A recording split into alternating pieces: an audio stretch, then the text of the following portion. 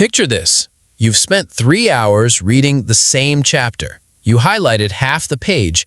You felt like you understood everything. Then you closed the book, sat down to write the essay, and nothing came out. Not some things, nothing. And you sat there thinking, what is wrong with me? Why can't I just remember things?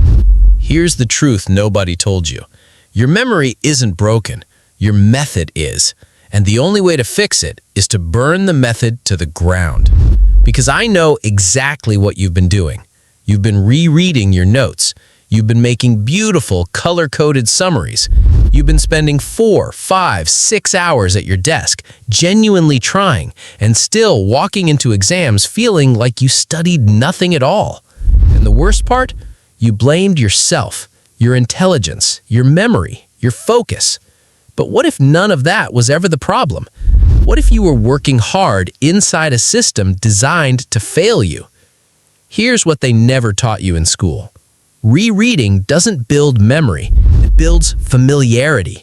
And your brain treats familiarity as knowledge, even when you've stored nothing at all. Scientists call this the fluency illusion. The more you reread something, the more confident you feel, and the less you actually retain. You weren't failing to study. You were studying in a way that actively blocked your memory from forming. This isn't a theory. This is neuroscience. Hermann Ebbinghaus proved over a century ago that without the right system, we forget 70% of new information within 24 hours. Harvard research on sleep shows that memory consolidation, the process that locks information permanently into your brain, only happens under very specific conditions. Conditions your current study habits are violating every single day. So what does the real system look like? It has 3 phases. Phase 1, destroy. You eliminate every passive habit that's been sabotaging your memory. Phase 2, encode. You replace them with techniques that build genuine, retrievable recall. Phase 3, anchor. You use sleep as the most powerful memory tool you've never been taught to use. 3 phases, 1 complete reconstruction. Let's go. We start with destruction, and we're going to be specific. The first thing you cut is rereading. Delete it from your study routine entirely.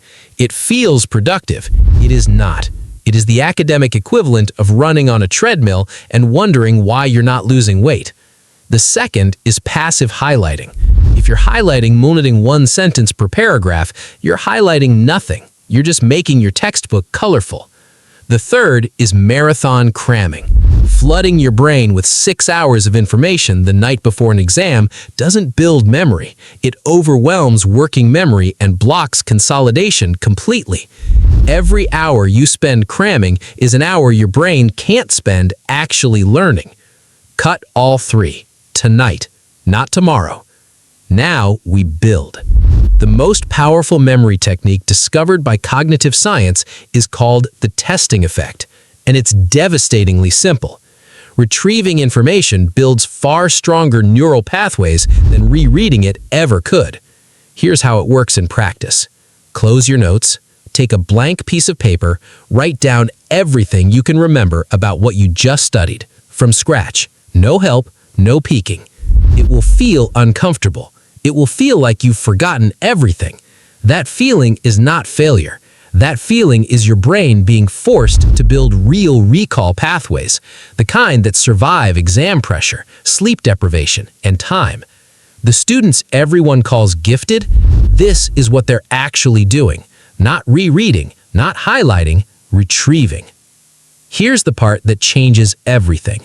You can do all the active recall in the world and still lose most of it if you get this wrong. During deep sleep, your brain does something extraordinary. It replays everything you learned that day and transfers it from short-term storage into long-term memory. This process is called memory consolidation. It is not optional. It is the difference between remembering something for a week and remembering it for a lifetime. The shift is simple. Study your most important material in the 90 minutes before you sleep. Not in the morning, not in the afternoon, right before sleep. Let your brain do the encoding work overnight. One change, Tonight, permanent results. I need you to hear this clearly. You were never someone with a bad memory. You were someone handed a broken system and then blamed when the system failed. The students at the top of your class, the ones who make it look effortless, they didn't get a better brain. They got a better method. Or they stumbled onto one by accident, and now you have it deliberately. That changes who you are. Not eventually, right now. Close your eyes for a second. Seriously, just for a moment.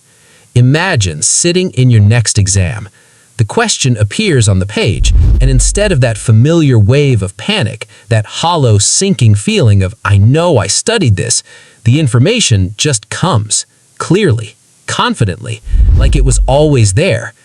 Imagine being the person in your group that everyone turns to, not because you're naturally smarter, but because you trained your memory while everyone else was highlighting and rereading and wondering why nothing stuck.